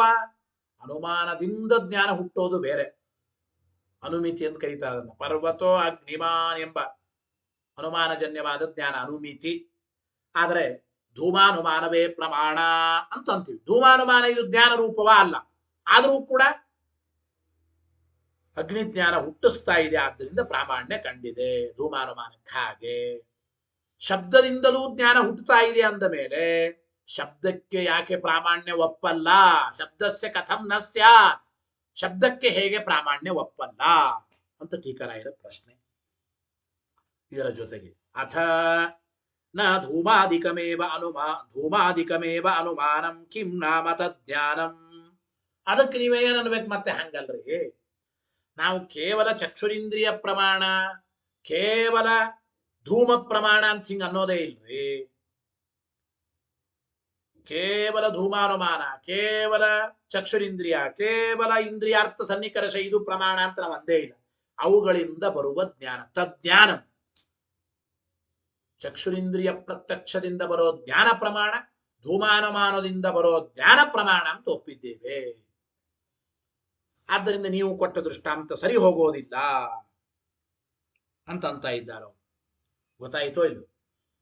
ಕೇವಲ ಚಕ್ಷುರಿಂದ್ರಿಯವಾಗಲಿ ಧೂಮಾನುಮಾನವಾಗಲಿ ಅದು ಪ್ರಮಾಣ ಅಂತ ನಾವು ಅನ್ನೋದೇ ಇಲ್ಲ, ಅವುಗಳ ಜ್ಞಾನವೇ ಪ್ರಮಾಣ ಅಂತ ನೈಯಾಯಿಕರು ಕೂಡ ಇದನ್ನೇ ಹೇಳಿದ್ದಾರೆ. ಯಥಾಹು ನೈಯಾಯಿಕರ ಮಾತು. ಪ್ರಮಾಣವಿದ ಲಿಂಗ ಪರಾಮರ್ಶ ಅನುಮಾನಂ ಇತಿ. ನೋಡಿ, ನೈಯಾಯಿಕರು ಇದನ್ನೇ ಹೇಳಿದ್ದಾರೆ. ಲಿಂಗ ಪರಾಮರ್ಶವೇ ಅನುಮಾನ. ಲಿಂಗ ಪರಾಮರ್ಶವೇ ಅನುಮಾನ ಅಂದ್ರೇನು? ವ್ಯಾಪ್ತಿ ಪಕ್ಷಧರ್ಮತಾಗಳಿಂದ ಕೂಡಿದ ಹೇತುವಿನ ಜ್ಞಾನವೇ ಅನುಮಾನ. ಅನುಮಾನ ಪ್ರಮಾಣ ಅಂದ್ರೆ ಕೇವಲ ಧೂಮ ಎಂಬುದು ಧೂಮಾನುಮಾನ ಪ್ರಮಾಣ, ಅಥವಾ ಕೇವಲ ಪ್ರತ್ಯಕ್ಷ ಪ್ರಮಾಣ ಅಂದ್ರೆ ಚಕ್ಷುರಿಂದ್ರಿಯ ಮಾತ್ರ ಪ್ರಮಾಣ ಅಂತ ಅಭಿಪ್ರಾಯ ಅಲ್ಲವೇ ಅಲ್ರಿ. ಚಕ್ಷುರಿಂದ್ರಿಯ ಚಕ್ಷು ಪ್ರತ್ಯಕ್ಷದಿಂದ ಬಂದ ಜ್ಞಾನ ಪ್ರಮಾಣ ಅಂತ ಅರ್ಥ. ಅದೇ ರೀತಿ ಧೂಮಾನುಮಾನ ಪ್ರಮಾಣ ಅಂತಂದ್ರೆ ವ್ಯಾಪ್ತಿ ಪಕ್ಷ ಧರ್ಮತಾಗಳಿಂದ ಕೂಡಿದ ಹೇತುವಿನ ಜ್ಞಾನ. ಗೊತ್ತಾಯಿತೋ ಇಲ್ಲ? ಅದೇ ಧೂಮಾನುಮಾನ ಪ್ರಮಾಣ ಅಂತಂದರೆ. ಆದ್ದರಿಂದ ಈ ಧೂಮ ಜ್ಞಾನವಾಗಲಿ ಪ್ರತ್ಯಕ್ಷದಿಂದ ಬಂದ ಜ್ಞಾನವಾಗಲಿ ಅವು ಜ್ಞಾನಾತ್ಮಕನೇ, ಆದ್ದರಿಂದ ಅವುಗಳು ಪ್ರಮಾಣ ಅನ್ನಬಹುದು. ಆದರೆ ಶಬ್ದ ಇದು ಜ್ಞಾನಾತ್ಮಕ ಅಲ್ಲ, ಆದ್ದರಿಂದ ಇದು ಪ್ರಮಾಣ ಅಲ್ಲ ಅಂತೀವಿ ಅಂತಂದ್ರೆ ತರಿಹಿ ನಾವು ಅದನ್ನೇ ಹೇಳ್ತೇವೆ. ಶಬ್ದ ಮಾತ್ರ ನ ಪ್ರಮಾಣ, ನಾವು ಕೇವಲ ಶಬ್ದ ಪ್ರಮಾಣ ತಂದೇ ಇಲ್ರಿ. ಕಿಂತು ತಜ್ಞಾನಮೇವ, ಆದ್ದರಿಂದ ನಾವು ಕೂಡ ಶಬ್ದದಿಂದ ಬಂದ ಜ್ಞಾನವೇ ಪ್ರಮಾಣ ಅಂತ ನಾವು ಕೂಡ ಹೇಳ್ತಾ ಇದ್ದೇವೆ. ಆದ್ದರಿಂದ ಕೇವಲ ಶಬ್ದ ಇದು ಅಪ್ರಮಾಣ ಅಂತಂದ್ರೆ ಅನ್ರಿ, ನಾವು ಕೂಡ ಯಾವುದನ್ನ ಶಬ್ದಜನ್ಯ ಜ್ಞಾನವೇ ಪ್ರಮಾಣ ಅಂತ ನಾವು ಅಂತ ಇದ್ದೇವೆ. ಆದ್ದರಿಂದ ಶಬ್ದ ಪ್ರಮಾಣ ಅಂದ್ರೆ ನಮ್ಮ ಅಭಿಪ್ರಾಯ ಶಬ್ದಜನ್ಯ ಜ್ಞಾನ ಪ್ರಮಾಣ ಅಂತೆ ಅರ್ಥ. ಅಂದ ಮೇಲೆ ಶಬ್ದವು ಜ್ಞಾನ ರೂಪವಲ್ಲ, ಆದ್ದರಿಂದ ಅಪ್ರಮಾಣ ಅಂತ ನಿಮಗೆ ಸಾಧನೆ ಮಾಡಲಿಕ್ಕೆ ಬರಲ್ಲ. ಅವಿಜ್ಞಾನಾತ್ಮಕತ್ವಾತ್ ಎಂಬ ನಿಮ್ಮ ಹೇತುವಿಗೆ ಅಸಿದ್ಧಿ ದೋಷ ಬರುತ್ತದೆ. ಯಾಕೆ? ಶಬ್ದ ಅಂತಂದ್ರೆ ಪಕ್ಷದ ಅಭಿಪ್ರಾಯ ಏನು? ಶಬ್ದಜನ್ಯ ಜ್ಞಾನಂ ಅಂತೆ ಅರ್ಥ. ಶಬ್ದಜನ್ಯ ಜ್ಞಾನದಲ್ಲಿ ಅವಿಜ್ಞಾನಾತ್ಮಕತ್ವ ಇಲ್ಲ. ಶಬ್ದಜನ್ಯ ಜ್ಞಾನ ಅದು ಜ್ಞಾನ ರೂಪವೇ, ಅವಿಜ್ಞಾನಾತ್ಮಕತ್ವ ಇಲ್ಲ ಅಂದ್ರೆ ಜ್ಞಾನ ರೂಪ ಅಲ್ಲ ಅಂತ ಅಲ್ಲಿಗೆ ಬರಲ್ಲ. ಆದ್ದರಿಂದ ಅವಿಜ್ಞಾನಾತ್ಮಕತ್ವಾತ್ ಎಂಬ ಹೇತು ಶಬ್ದಜನ್ಯ ಜ್ಞಾನದಲ್ಲಿ ಇಲ್ಲ, ಆದ್ದರಿಂದ ಅಸಿದ್ಧಿ ದೋಷ ಬರುತ್ತದೆ. ಅಸಿದ್ಧಿ ದೋಷ ಅಂತ ಅಭಿಪ್ರಾಯ. ಏತದಪ್ಯಾಹ, ಇದನ್ನು ಆಚಾರ್ಯರು ಆ ಶ್ಲೋಕದಿಂದಲೇ ಹೇಳಿದ್ದಾರೆ. ಉತ್ತರ ಪ್ರತ್ಯಕ್ಷವಚ್ಚ ಪ್ರಾಮಾಣ್ಯಂ ಸ್ವತಯೇವಾಗಮಸ್ಯ ಹಿ ಪ್ರತ್ಯಕ್ಷವಚ್ಚ. ಪ್ರತ್ಯಕ್ಷ ಪ್ರಮಾಣ ಅಂದ್ರೆ ಪ್ರತ್ಯಕ್ಷಜನ್ಯ ಜ್ಞಾನ ಪ್ರಮಾಣ ಅಂತ ಹೇಗಂತೀರೋ, ಧೂಮಾನುಮಾನ ಪ್ರಮಾಣ ಅಂದ್ರೆ ಧೂಮಜನ್ಯ ಜ್ಞಾನ ಪ್ರಮಾಣ ಅಂತ ಹೇಗಂತೀರೋ, ಹಾಗೆ ನಾವು ಕೂಡ ಶಬ್ದ ಪ್ರಮಾಣ ಅಂದ್ರೆ ಶಬ್ದಜನ್ಯ ಜ್ಞಾನ ಪ್ರಮಾಣ, ಶಬ್ದಜನ್ಯ ಜ್ಞಾನ ಅದು ಪ್ರಮಾಣವಾಗಿದೆ ಅಂತೇನೆ ನಾವು ಕೂಡ ಒಪ್ಪುತ್ತಾ ಇದ್ದೇವೆ ಎಂಬ ಮಾತನ್ನ ಇಲ್ಲಿ ತಿಳಿಸಿಕೊಡ್ತಾ ಇದ್ದಾರೆ. ಈ ರೀತಿ ಅಸಿದ್ಧಿ ದೋಷ ಕೊಟ್ಟು ಶಬ್ದಕ್ಕೆ ಅಪ್ರಾಮಾಣ್ಯ ಇಲ್ಲ ಅಂತ ಅವರು ಶಬ್ದದ ಪ್ರಾಮಾಣ್ಯಕ್ಕೆ ಬರುವ ಬಾಧಕವನ್ನು ನಾವು ಪರಿಹಾರ ಮಾಡಿದ್ದೇವೆ. ಇದೇ ರೀತಿ ಏತೇನ, ಈ ರೀತಿ ಹೇಳೋದರಿಂದ ಮುಂದಿನ ಅನುಮಾನವನ್ನು ನಿರಾಕರಣೆ ಮಾಡಿದಂಗಾಯಿತು. ಮುಂದೆ ಶಬ್ದ ಅಪ್ರಮಾಣ ಎಂಬುದಕ್ಕೆ ಅವರು ಕೊಟ್ಟ ಕಾರಣ ವಾಕ್ಯಕರಣ ಪ್ರತ್ಯಕ್ಷತ್ವಾತ್, ಆತ್ಮನಿ ಅಸಮವೇತತ್ವಾತ್ ಇತ್ಯಪಿ ಹೇತುತ್ವಯಂ ನಿರಸ್ತಂ ವೇದಿತವ್ಯಂ. ಈ ಎರಡು ಹೇತುಗಳನ್ನು ಕೂಡ ನಿರಾಕರಣೆ ಮಾಡಿದಂಗಾಯಿತು. ಹಿಂದೆ ಪೂರ್ವ ಪಕ್ಷಗಳು ಶಬ್ದ ಅಪ್ರಮಾಣ ಯಾಕೆ ಅಂದ್ರೆ ಅವು ಬಾಹ್ಯವಾದ ಕರಣಕ್ಕೆ ಪ್ರತ್ಯಕ್ಷವಾಗಿದೆ ಶಬ್ದ ಘಟದಂತೆ. ನೋಡಿ, ಬಾಹ್ಯವಾದ ಕರಣ ಅಂದ್ರೆ ಚಕ್ಷುರಿಂದ್ರಿಯ, ಚಕ್ಷುರಿಂದ್ರಿಯಕ್ಕೆ ಪ್ರತ್ಯಕ್ಷವಾಗುತ್ತದೆ ಘಟ. ಘಟ ಪ್ರಮಾಣ ಏನು? ಘಟ ಒಂದು ವಸ್ತು, ಪ್ರಮಾಣ ಅಲ್ಲ. ಹಾಗೆ ಶಬ್ದ ಎಂಬುದು ಕೂಡ ಬಾಹ್ಯವಾದ ಕರಣ ಶ್ರೋತ್ರೇಂದ್ರಿಯಕ್ಕೆ ಪ್ರತ್ಯಕ್ಷವಾಗುತ್ತಾ ಇದೆ. ಯಾವುದು ಬಾಹ್ಯವಾದ ಕರಣಕ್ಕೆ ತೋರುತ್ತದೋ ಪ್ರತ್ಯಕ್ಷವಾಗುತ್ತದೋ ಅದು ಪ್ರಮಾಣವಲ್ಲ, ಘಟದಂತೆ. ಇನ್ನೊಂದು ಅನುಮಾನ, ಶಬ್ದವು ಪ್ರಮಾಣವಲ್ಲ ಯಾಕೆ? ಆತ್ಮನಲ್ಲಿ ಇಲ್ರೆ. ಯಾವುದು ಪ್ರಮಾಣವಾಗುತ್ತದೆ ಅದು ಆತ್ಮನಲ್ಲಿ ಆಶ್ರಿತವಾಗಿರಬೇಕು. ಈಗ ಜ್ಞಾನ ಪ್ರಮಾಣ, ಧೂಮಾನುಮಾನದಿಂದ ಬಂದ ಜ್ಞಾನ, ಪ್ರತ್ಯಕ್ಷಜನ್ಯವಾದ ಜ್ಞಾನ, ಜ್ಞಾನ ಆತ್ಮನಲ್ಲಿ ಇರುತ್ತದೆ. ಪ್ರತ್ಯಕ್ಷಜನ್ಯ ಜ್ಞಾನ, ಅನುಮಾನಜನ್ಯ ಜ್ಞಾನ ಇವುಗಳು ಪ್ರಮಾಣ. ಯಾಕೆ? ಜ್ಞಾನ ಆತ್ಮನಲ್ಲಿ ಇರುತ್ತದೆ, ಶಬ್ದ ಆತ್ಮನಲ್ಲಿ ಇರುತ್ತದೆ ಇರಲ್ಲ. ಆತ್ಮನಿ ಅಸಮವೇತತ್ವ, ಆತ್ಮನ್ಯನಾಶ್ರಿತತ್ವ ಅಂತ ಹಿಂದೆ ಅಂದಿದ್ದಾರೆ. ಅದನ್ನೇ ಅಂದರೆ ಆತ್ಮನಲ್ಲಿ ಶಬ್ದ ಇರೋದಿಲ್ಲ, ಶಬ್ದ ಆಕಾಶದಲ್ಲಿ ಇರುತ್ತದೆ. ಆತ್ಮನಲ್ಲಿ ಸಮವೇತವಾಗಿಲ್ಲ ಶಬ್ದ, ಆಕಾಶದಲ್ಲಿ ಸಮವೇತವಾಗಿದೆ. ಆದ್ದರಿಂದ ಶಬ್ದ ಆತ್ಮನಲ್ಲಿ ಸಮವೇತವಾಗಿ ಇಲ್ಲ, ಆತ್ಮನಲ್ಲಿ ಶಬ್ದ ಇಲ್ಲ ಅಂದಮೇಲೆ ಶಬ್ದ ಅಪ್ರಮಾಣ ಅಂದಿದ್ರು. ಈ ಎರಡು ಹೇತುಗಳನ್ನು ಕೂಡ ನಾವು ನಿರಾಕರಣೆ ಮಾಡಿದಂಗಾಯಿತು. ಹೇಗೆ ನೋಡಿ, ಪ್ರತ್ಯಕ್ಷವಾಗಲಿ ಧೂಮವಾಗಲಿ ಇವುಗಳು ಕೂಡ ಬಾಹ್ಯಕರಣಕ್ಕೆ ಪ್ರತ್ಯಕ್ಷವಾಗಿವೆ. ಹಾಗಾದ್ರೆ ಪ್ರತ್ಯಕ್ಷವನ್ನ ಧೂಮವನ್ನು ಕೂಡ ಪ್ರಮಾಣ ಅಲ್ಲ ಅಂತ ಅನ್ನಬೇಕಾಗುತ್ತದೆ ಎಂಬ ಮಾತನ್ನು ಹೇಳ್ತಾ ಇದ್ದಾರೆ. ನೋಡಿ, ಬಾಹ್ಯಕರಣ ಪ್ರತ್ಯಕ್ಷಸ್ಯಾಪಿ ಧೂಮವತ ಪ್ರಾಮಾಣ್ಯ ಉಪಪತ್ತೇ. ಧೂಮ ಹೊಗೆ ಕಣ್ಣಿಗೆ ಕಾಣಿಸ್ತದೆ. ಬಾಹ್ಯವಾದ ಕರಣ ಕಣ್ಣು, ಚಕ್ಷುರಿಂದ್ರಿಯ, ಚಕ್ಷುರಿಂದ್ರಿಯಕ್ಕೆ ಗೋಚರವಾಗುತ್ತಾ ಇದೆ, ಬಾಹ್ಯಕರಣಕ್ಕೆ ಪ್ರತ್ಯಕ್ಷವಾಗುತ್ತಾ ಇದೆ ಈ ಧೂಮ. ಬಾಹ್ಯಕರಣಕ್ಕೆ ಪ್ರತ್ಯಕ್ಷವಾದ್ದರಿಂದ ಆದರೂ ಧೂಮವನ್ನ ಪ್ರಮಾಣ ಅಂತ ಒಪ್ತಿರೋ ಇಲ್ಲೋ? ಹಾಗೆ ಶಬ್ದವೂ ಕೂಡ ಬಾಹ್ಯಕರಣಕ್ಕೆ ಪ್ರತ್ಯಕ್ಷವಾದರೂ ಪ್ರಮಾಣ ಅನ್ನಬಹುದು. ನೋಡಿ, ಬಾಹ್ಯಕರಣಕ್ಕೆ ಪ್ರತ್ಯಕ್ಷವಾದರೂ ಧೂಮವತ ಪ್ರಾಮಾಣ್ಯ ಉಪಪತ್ತೇ. ಬಾಹ್ಯವಾದ ಕರಣಕ್ಕೆ ಶ್ರೋತ್ರೇಂದ್ರಿಯಕ್ಕೆ ಶಬ್ದ ಪ್ರತ್ಯಕ್ಷವಾಗುತ್ತಾ ಇದೆ, ಆದ್ರಿಂದ ಬಾಹ್ಯಕರಣ ಪ್ರತ್ಯಕ್ಷವಾದ್ದರಿಂದ ಶಬ್ದ ಅಪ್ರಮಾಣ ಅಂಬೋದಾದರೆ ಧೂಮ ಅಂಬೋದು ಅಪ್ರಮಾಣವಾಗಬೇಕಾಗುತ್ತದೆ. ಧೂಮ ಅಂಬೋದು ಕೂಡ ಬಾಹ್ಯವಾದ ಕರಣ ಚಕ್ಷುರಿಂದ್ರಿಯಕ್ಕೆ ತೋರ್ತಾ ಇದೆ. ಹೊಗೆ ನೋಡಿ, ಕಣ್ಣಿಗೆ ಹೊಗೆ ಬಡಿದ್ರೆ ಕಣ್ಣಲ್ಲಿ ನೀರು ಬರುತ್ತದೆ.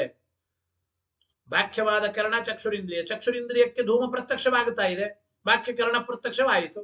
ಹಾಗಾದ್ರೆ ಅಗ್ನಿಯ ವಿಚಾರದಲ್ಲಿ ಧೂಮ ಅಪ್ರಮಾಣ ಅಂತನ್ರಿ ಅಂದಿಲ್ಲ ನೀವು. ಬಾಹ್ಯಕರಣಕ್ಕೆ ಪ್ರತ್ಯಕ್ಷವಾದರೂ ಧೂಮಕ್ಕೆ ಪ್ರಾಮಾಣ್ಯ ಒಪ್ಪಿದ್ದೀರಿ. ಹಾಗೆ ಶಬ್ದವೂ ಕೂಡ ಬಾಹ್ಯಕರಣ ಪ್ರತ್ಯಕ್ಷವಾಗಿದ್ದರೂ ಕೂಡ ಅದನ್ನ ಪ್ರಮಾಣ ಅಂತ ಅನ್ನಲೇಬೇಕು.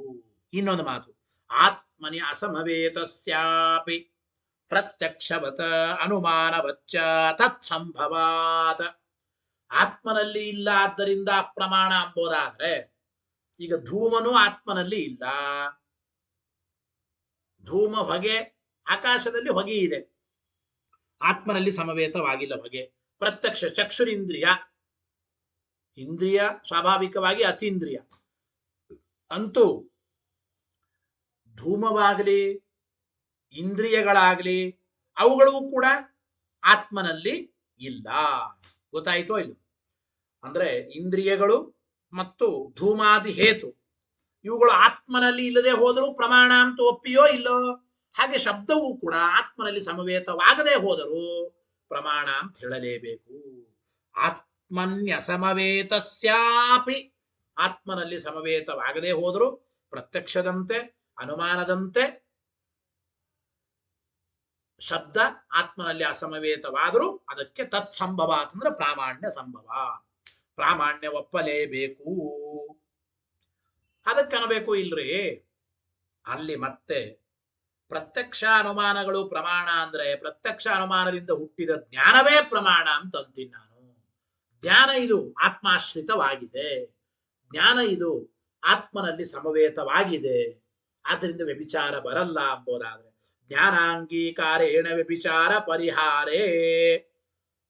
ನಾವು ಹೌದು ಕೇವಲ ಇಂದ್ರಿಯಗಳು, ಕೇವಲ ಧೂಮಾನುಮಾನ ಇದು ಪ್ರಮಾಣ ಅಂತ ಅಂಬೋದೇ ಇಲ್ಲ, ಅವು ಆತ್ಮನಲ್ಲಿ ಇಲ್ಲ. ಆದ್ದರಿಂದ ನಾವು ಪ್ರತ್ಯಕ್ಷ ಅನುಮಾನಗಳು ಪ್ರಮಾಣ ಅಂದ್ರೆ ಅರ್ಥ ಏನು? ಇಂದ್ರಿಯಜನ್ಯ ಜ್ಞಾನ ಪ್ರಮಾಣ, ಅದನ್ನೇ ಪ್ರತ್ಯಕ್ಷ ಪ್ರಮಾಣ ಅಂಬೋದು. ಆಮೇಲೆ ಧೂಮ ಇದು ಅನುಮಾನಜನ್ಯವಾದ ಜ್ಞಾನವೇ ಪ್ರಮಾಣ ಅಂತ ಅಂತೀವಿ. ಜ್ಞಾನ ಆತ್ಮನಲ್ಲಿ ಇದೆ. ಹಿಂಗೆ ನೀವು ಪರಿಹಾರ ಮಾಡೋದಾದ್ರೆ ಶಬ್ದೋಪಿ ಜ್ಞಾನಾತ್ಮ ಇತ್ಯಸಿದ್ಧಿರೇವ, ಶಬ್ದನೂ ಕೂಡ ಜ್ಞಾನ ರೂಪನೇ ಅಂತ ನಾವು ಹೇಳ್ತಾ ಇದ್ದೇವೆ. ನಾವು ಕೂಡ ಶಬ್ದ ಪ್ರಮಾಣ ಅಂದ್ರೇನು? ಶಬ್ದ ಜ್ಞಾನವೇ ಪ್ರಮಾಣ. ಶಬ್ದೋಚ್ಚಾರಣೆ ಮಾಡಿದಾಗ ಶಬ್ದದಿಂದ ಬರುವ ಜ್ಞಾನ ಆತ್ಮನಲ್ಲಿ ಇದೆ. ಶಬ್ದ ಜ್ಞಾನ ಆತ್ಮನಲ್ಲಿ ಇದೆ. ಶಬ್ದ ಜ್ಞಾನ ಆತ್ಮನಲ್ಲಿ ಇರೋದ್ರಿಂದ ಶಬ್ದ ಪ್ರಮಾಣ ಅಂದ್ರೆ ಶಬ್ದ ಜ್ಞಾನ ಪ್ರಮಾಣ ಅಂತ ಹೇಳಿ ಸರಿನೇ. ಅಂದ ಮೇಲೆ ಶಬ್ದ ಅಂಬೋದಕ್ಕೆ ನಾನು ಶಬ್ದ ಜ್ಞಾನ ಪ್ರಮಾಣ ಅಂತ ಅರ್ಥ. ಆದ್ರಿಂದ ಶಬ್ದ ಇದು ಅಪ್ರಮಾಣ. ಯಾಕೆ ಅಂದ್ರೆ ಅದು ವಾಕ್ಯಕರಣಕ್ಕೆ ಪ್ರತ್ಯಕ್ಷವಾಗಿದೆ. ಜ್ಞಾನ ಇದು ವಾಕ್ಯಕರಣ ಪ್ರತ್ಯಕ್ಷವಾಗೇ ಇಲ್ಲ, ಶಬ್ದ ಜ್ಞಾನ. ಮತ್ತು ಆತ್ಮನಲ್ಲಿ ಇಲ್ಲ ಅಂತ ಅನ್ಬೇಡ್ರಿ. ಆತ್ಮನಿ ಅಸಮವೇತತ್ವ ಎಂಬ ಹೇತು ಶಬ್ದ ಜ್ಞಾನದಲ್ಲಿ ಬರಲೇ ಇಲ್ಲ. ಮತ್ತೆ ಅಸಿದ್ಧಿ ಎಂಬುದು ಬಂದೇ ಬರುತ್ತದೆ. ಆದ್ದರಿಂದ ನೀವು ಕೊಟ್ಟ ಹೇತುಗಳು ಪಕ್ಷೀಭೂತವಾದ ಶಬ್ದ ಅಂದ್ರೆ ಶಬ್ದ ಜ್ಞಾನದಲ್ಲಿ ಇಲ್ಲ. ಆದ್ದರಿಂದ ಅಸಿದ್ಧಿ ದೋಷ ಎಂಬುದು ನಿಮಗೆ ಬರುತ್ತದೆ. ಇನ್ನು ಯದಪಿ ಇನ್ನೊಂದು ಹೇಳಿದ್ರು, ಆಕಾಶ ಗುಣತ್ವಾದಿತಿ ಶಬ್ದ ಇದು ಅಪ್ರಮಾಣ. ಆಕಾಶ ಗುಣವಾದ್ದರಿಂದ ಅಂದ್ರೆ ತದಸಿದ್ಧಂ. ಶಬ್ದ ಅಪ್ರಮಾಣ ಆಕಾಶ ಗುಣವಾದ್ದರಿಂದ ಅಂತ ಯಾಕಂತೀವಿ ನಾವು? ಶಬ್ದವನ್ನ ಆಕಾಶ ಗುಣ ಅನ್ಬೋದೇ ಇಲ್ಲ, ಶಬ್ದವನ್ನ ದ್ರವ್ಯ ಅಂತೀವಿ ನಾವು. ವರ್ಣಾತ್ಮ ಹಿ ಶಬ್ದ ಪ್ರಮಾಣಂ ನಚ ಅಸೌ ಆಕಾಶ ಗುಣ ತತ್ವವಿದಾಂ. ನೋಡಿ, ಶಬ್ದ ಆಕಾಶ ಗುಣವಾದ್ದರಿಂದ ಪ್ರಮಾಣ ಅಲ್ಲ, ತತ್ ಪರಿಮಾಣದಂತೆ. ಅಂದ್ರೆ ಆಕಾಶದ ಪರಿಮಾಣ ಆಕಾಶದ ಗುಣ. ಆಕಾಶದ ಪರಿಮಾಣ ಎಂಬುದು ಪ್ರತ್ಯೇಕ ಪ್ರಮಾಣ ಅಂತ ಆಗೋದಿಲ್ಲ. ಹಾಗೆ ಶಬ್ದವು ಆಕಾಶದ ಗುಣವಾದ್ದರಿಂದ ಅಪ್ರಮಾಣ ಅಂತಂದ್ರೆ ಇದು ಸರಿಯಲ್ಲ. ಯಾಕೆ? ಆಕಾಶ ಗುಣತ್ವ ಎಂಬ ಹೇತು ಶಬ್ದದಲ್ಲಿ ಇಲ್ಲೇ ಇಲ್ಲ ಅಂತ ಹೇಳ್ತೀವಿ ನಾವು. ಆಕಾಶ ಗುಣವಾದ್ದರಿಂದ ಶಬ್ದವು ಅಪ್ರಮಾಣ. ಆಕಾಶ ಗುಣತ್ವಾತ್ ಹೇತು. ಆಕಾಶ ಗುಣತ್ವ ಎಂಬ ಶಬ್ದದಲ್ಲಿ ಇಲ್ಲೇ ಇಲ್ಲ ಅಂತೇಳಿ. ಯಾಕೆ? ಶಬ್ದ ಇದು ಆಕಾಶದ ಗುಣ ಅಲ್ಲವೇ ಅಲ್ಲ ಅಂತೀವಿ. ಯಾಕೆ? ಕಕಾರ ಖಕಾರ ರೂಪವಾದ ಅಕಾರ ಉಕಾರ ಮಕಾರ ಇತಿ ಅಂತಾರಲ್ಲ ವ್ಯಂಜನಗಳು, ಕಕಾರ ಖಕಾರ ಈ ವರ್ಣಾತ್ಮಕವಾದ ಶಬ್ದವೇ ಪ್ರಮಾಣ ಅಂತ ನಾವು ಒಪ್ಪಿದ್ದೇವೆ. ವರ್ಣಾತ್ಮಕವಾದ ಶಬ್ದವನ್ನ ತತ್ವವೇತೃಗಳಾದ ಸಿದ್ಧಾಂತಿಗಳ ಪ್ರಕಾರ ವರ್ಣಾತ್ಮಕವಾದ ಶಬ್ದ ಅದು ದ್ರವ್ಯ. ವರ್ಣಾತ್ಮಕವಾದ ಶಬ್ದ ದ್ರವ್ಯವಾದ್ದರಿಂದ ಅದು ಗುಣ ಅಲ್ಲವೇ ಅಲ್ಲ. ಆಕಾಶ ಗುಣವಾದ್ದರಿಂದ ಶಬ್ದ ಅಪ್ರಮಾಣ ಅಲ್ಲಿಗೆ ಬರಲ್ರಿ. ಆಕಾಶ ಗುಣತ್ವ ಎಂಬ ಹೇತು ಬರಲಿಲ್ಲ ಪಕ್ಷೀಭೂತವಾದ ಶಬ್ದದಲ್ಲಿ. ಆದ್ದರಿಂದ ಅಸಿದ್ಧಿ. ಯಾಕೆ? ಶಬ್ದ ಅಂದ್ರೆ ವರ್ಣಾತ್ಮಕ ಶಬ್ದ, ಕಕಾರ ಕಕಾರ ರೂಪವಾದ ವರ್ಣಾತ್ಮಕವಾದ ಶಬ್ದ ಅದು ದ್ರವ್ಯ ಅಂತ ಒಪ್ಪಿದ್ದೇವೆ ಸಿದ್ಧಾಂತಿಗಳು. ಆದ್ದರಿಂದ ಅಲ್ಲಿ ಆಕಾಶ ಗುಣತ್ವ ಎಂಬ ಹೇತು ಬರಲಿಲ್ಲ, ಅಸಿದ್ಧಿ ದೋಷ ಬರುತ್ತದೆ ಎಂಬ ಮಾತನ್ನು ಹೇಳ್ತಾ ಇದ್ದಾರೆ. ಅತ್ರ ಚ ಪ್ರತ್ಯಕ್ಷವಚ್ಚ ಇತಿ ವ್ಯತಿರೇಕ ದೃಷ್ಟಾಂತ. ಇಲ್ಲೇನ್ ಮಾಡ್ಬೇಕು ನಾವು? ಪ್ರತ್ಯಕ್ಷವಚ್ಚ ಪ್ರಾಮಾಣ್ಯಂ ಸ್ವತಯೇವಾಗಮಸ್ಯ ಹಿ ಪ್ರತ್ಯಕ್ಷದಂತೆ ಅಂತೇನು ದೃಷ್ಟಾಂತ ಕೊಟ್ಟಿದ್ದಾರೆ ಶ್ಲೋಕದಲ್ಲಿ ಆಚಾರ್ಯರು. ಇದಕ್ಕೆ ಅರ್ಥ ಏನಪ್ಪಾ ಅಂದ್ರೆ ಆ ಪ್ರತ್ಯಕ್ಷ ಎಂಬುದು ಅಂದ್ರೆ ಪ್ರತ್ಯಕ್ಷಾದಿಗಳಂತೆ ಶಬ್ದವೂ ಪ್ರಮಾಣ. ಇದು ಹೇಳಬೇಕಾಗಿದೆ ಆಚಾರ್ಯರಿಗೆ ಶ್ಲೋಕದಲ್ಲಿ. ಪ್ರತ್ಯಕ್ಷ ಎಂಬುದು ವ್ಯತಿರೇಕ ದೃಷ್ಟಾಂತ ಅಂತ ನಾವು ಅರ್ಥ ಮಾಡಿಕೊಳ್ಳಬೇಕು ಅಂತ. ಅತ್ರ ಚ ಪ್ರತ್ಯಕ್ಷವಚ್ಚ ಇತಿ ವ್ಯತಿರೇಕ ದೃಷ್ಟಾಂತ. ವ್ಯತಿರೇಕ ದೃಷ್ಟಾಂತ ಅಂತ ಅಭಿಪ್ರಾಯ. ವ್ಯತಿರೇಕ ದೃಷ್ಟಾಂತ ವ್ಯತಿರೇಕ ದೃಷ್ಟಾಂತ ಅಂದ್ರೆ ಅಭಿಪ್ರಾಯ ಏನು? ಯಾವ ರೀತಿ ಗೊತ್ತಾಯ್ತು ಇಲ್ಲೋ? ಅಂದ್ರೆ ಪ್ರತ್ಯಕ್ಷದಲ್ಲಿ ಹೆಂಗೆ ಆಕಾಶ ಗುಣತ್ವ ಇಲ್ಲದೆ ಹೋದರೂ ಕೂಡ ಪ್ರಾಮಾಣ್ಯ ಇದೆಯೋ, ಹಾಗೆ ಶಬ್ದದಲ್ಲಿ ಆಕಾಶ ಗುಣತ್ವ ಇಲ್ಲದೆ ಹೋದರೂ ಕೂಡ ಪ್ರಾಮಾಣ್ಯವನ್ನ ಕೂಡಿಸಬಹುದು ಅಂತ ಅಭಿಪ್ರಾಯ. ವ್ಯತಿರೇಕ ದೃಷ್ಟಾಂತ ಅಂದ್ರೆ ಈ ಪ್ರತ್ಯಕ್ಷ ಇದು ಆಕಾಶ ಗುಣವಾಗದೇ ಹೋದರೂ ಪ್ರಮಾಣವಾಗಿದೆ, ಪ್ರತ್ಯಕ್ಷವು ಆಕಾಶ ಗುಣವಾಗದೆ ಹೋದರೂ ಹೇಗೆ ಪ್ರಮಾಣವಾಗಿದೆಯೋ ಅಂತ ವ್ಯತಿರೇಕ ದೃಷ್ಟಾಂತ. ಯಥಾ ಪ್ರತ್ಯಕ್ಷಂ ಆಕಾಶ ಗುಣತ್ವ ಅಭಾವೇಪಿ ಯಥಾ ಪ್ರಮಾಣಂ ದೃಷ್ಟಂ ತಥಾ ಶಬ್ದಸ್ಯಾಪಿ ಆಕಾಶ ಗುಣತ್ವ ಅಭಾವೇಪಿ ಶಬ್ದ ಆಕಾಶ ಗುಣವಲ್ಲದೆ ಹೋದರೂ ಕೂಡ ಶಬ್ದ ಪ್ರಮಾಣ ಅಂತ ಈ ರೀತಿ ನಾನು ಆ ಪ್ರತ್ಯಕ್ಷ ಎಂಬ ದೃಷ್ಟಾಂತವನ್ನು ವ್ಯತಿರೇಕ ದೃಷ್ಟಾಂತ ಅಂತ ಅರ್ಥ ಮಾಡಿಕೊಳ್ಳಬೇಕು. ಅದನ್ನು ಬರೀತಾರೆ ಇನ್ನೊಂದು ದೃಷ್ಟಾಂತ ನೋಡಿ. ಯಥಾ ಪ್ರಕಾಶಸ್ಯ ನ ಆಕಾಶ ಗುಣತ್ವಂ ತಥಾ ಶಬ್ದಸ್ಯಾಪಿ ತಸ್ಯ ಪ್ರಾಮಾಣ್ಯಂ ನ ವಿಹನ್ಯತೆ ಇತಿ. ಯಾವ ರೀತಿ?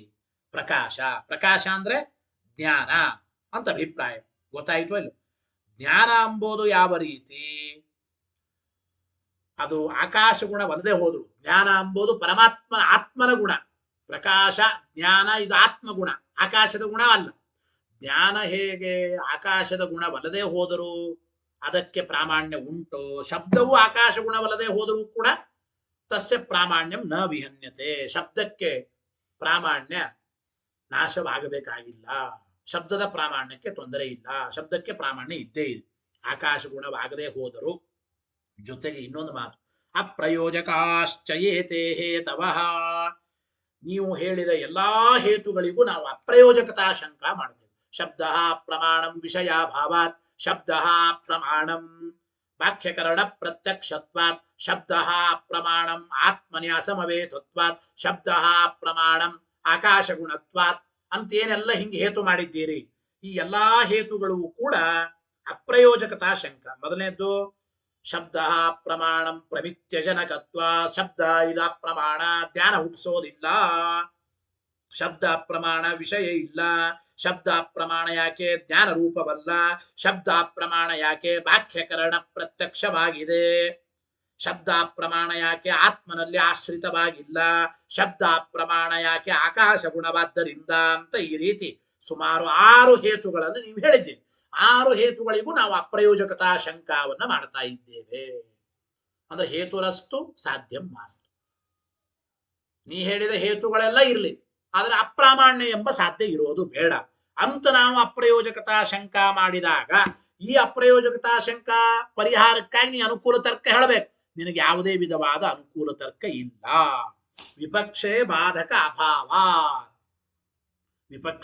ವಿಪಕ್ಷ ಅಂದ್ರೆ ಅಪ್ರಯೋಜಕತಾ ಶಂಕ, ಅದಕ್ಕೆ ಬಾಧಕ ಅಂದ್ರೆ ಅನುಕೂಲ ತರ್ಕ ನೀನು ಹೇಳಬೇಕು. ನಾವು ಅಪ್ರಯೋಜಕತಾ ಶಂಕಾ ಮಾಡಿದಾಗ ನಿನಗೆ ಯಾವುದೇ ವಿಧವಾದ ಅನುಕೂಲ ತರ್ಕಗಳಿಲ್ಲ. ಆದ್ರಿಂದ ನೀನು ಹೇಳಿದ ಎಲ್ಲಾ ಹೇತುಗಳು ಅಸಿದ್ಧ ಮತ್ತು ಅಪ್ರಯೋಜಕವಾದವು. ಆದ್ದರಿಂದ ಶಬ್ದಕ್ಕೆ ಅಪ್ರಾಮಾಣ್ಯವನ್ನ ಸರ್ವಥಾ ಸಾಧನ ಮಾಡ್ಲಿಕ್ಕಾಗೋದಿಲ್ಲ. ಅಪ್ರಯೋಜಕಾಶ್ಚಯೇತೆ ಹೇತವಃ ವಿಪಕ್ಷೇ ಬಾಧಕ ಅಭಾವಾತ ಅವಗಂತವ್ಯ ಎಂಬ ಮಾತನ್ನ ತಿಳಿಸಿಕೊಡ್ತಾ ಇದ್ದಾರೆ. ಆದ್ದರಿಂದ ಶಬ್ದಕ್ಕೆ ಸರ್ವಥಾ ಅಪ್ರಾಮಾಣ್ಯ ಇಲ್ಲ.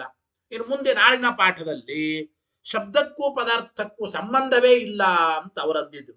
ಹಾಗನಬೇಡ್ರಿ, ಅವಶ್ಯವಾಗಿ ಶಬ್ದಕ್ಕೂ ಪದಾರ್ಥಕ್ಕೂ ಸಂಬಂಧವನ್ನು ಹೇಳಬಹುದು ಎಂಬ ಮಾತನ್ನು ಸಮರ್ಥನೆ ಮಾಡ್ತಾರೆ. ಆ ವಿಚಾರವನ್ನು ಮತ್ತೆ ನಾಳಿನ ಪಾಠದಲ್ಲಿ ತಿಳಿಯೋಣ. ನಾಳೆ ನೇರವಾಗಿ ಶ್ರೀಮಠದಲ್ಲೇ ಪಾಠ ಉಂಟು. ಹರಯೇ ನಮಃ. ಶ್ರೀಕೃಷ್ಣಾರ್ಪಣಮಸ್ತು. ಅನೇನ ಭಾವಿಯತ್ ಪುಣ್ಯಂ ತದಾಪ್ನೋತು ಗುರುರ್ಮಮ ಮಧ್ವೇಶಾರ್ಪಣಮಸ್ತು. ಯಾರಿಗೆ ಪಾಠ ಕೆಲವು ಸಂಶಯಗಳಿರುತ್ತದೆ, ಪ್ರಶ್ನೆಗಳಿರುತ್ತೆ, ಅವಶ್ಯವಾಗಿ ನನಗೆ ಫೋನ್ ಮಾಡಿ ಪ್ರಶ್ನೆ ಸಂಶಯವನ್ನ ಪರಿಹಾರ ಮಾಡಿಕೊಳ್ಳಿ. 9448268283 ಈ ನಂಬರಿಗೆ ಫೋನ್ ಮಾಡಿ ಅವಶ್ಯವಾಗಿ ಪ್ರಶ್ನೆಯನ್ನು ಕೇಳಬಹುದು ಅಂತ ತಿಳಿಸ್ತಾ ಇದ್ದೇನೆ. ಹರಯೇ ನಮಃ. ಶ್ರೀಕೃಷ್ಣ ಅರ್ಪಣಮಸ್ತು.